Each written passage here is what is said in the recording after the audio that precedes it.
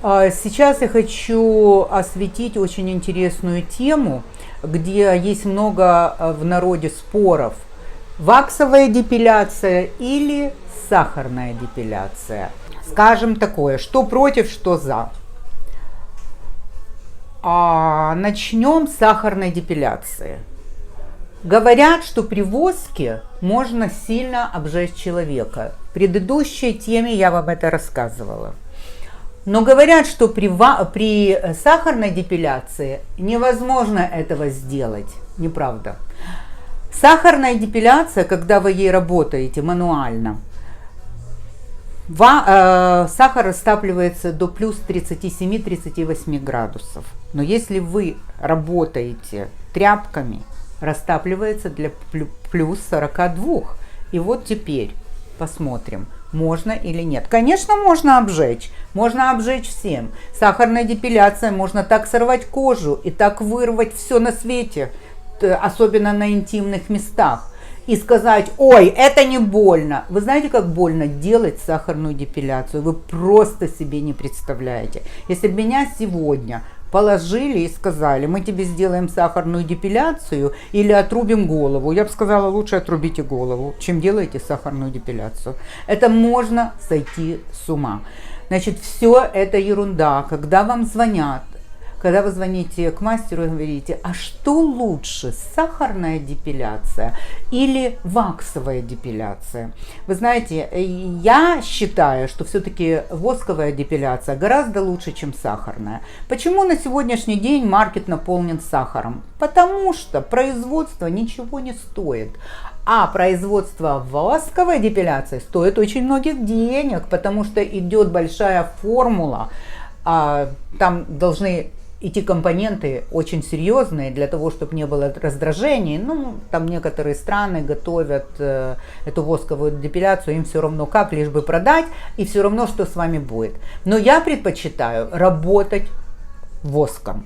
У меня вчера была клиентка, вы посмотрите эти все выступления моих клиентов, это не то, что я каждому плачу, как это бывает, и говорит: скажи за меня хорошее слово, скажи за меня хорошее слово. Нет.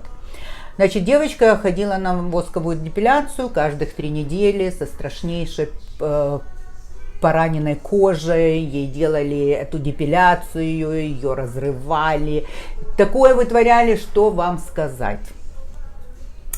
Что же теперь происходит? Она нашла меня, начала ходить ко мне. Мы с ней договорились.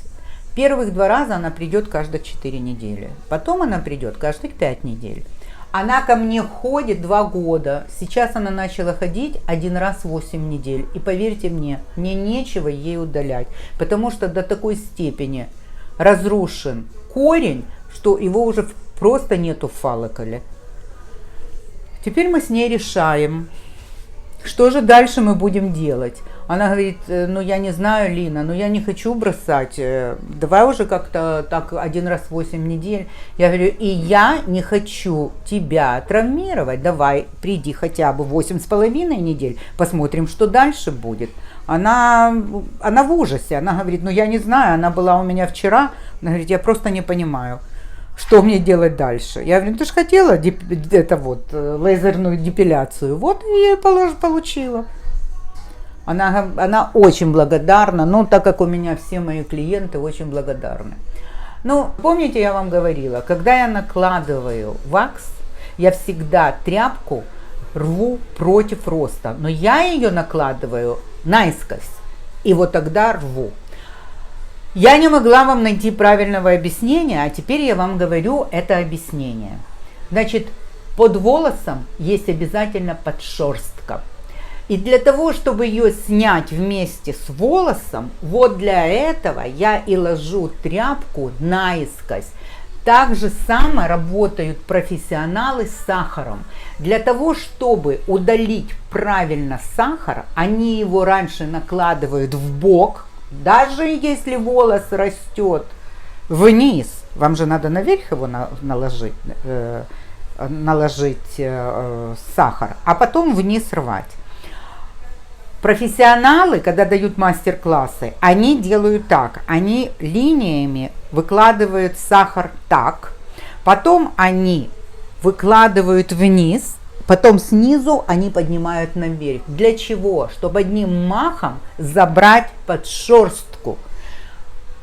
Волос имеет такое свойство. Он растет, а внизу маленькие тоненькие волосочки, которые и называются подшерсткой.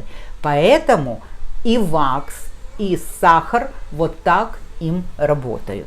Ну, я думаю, вам это понятно.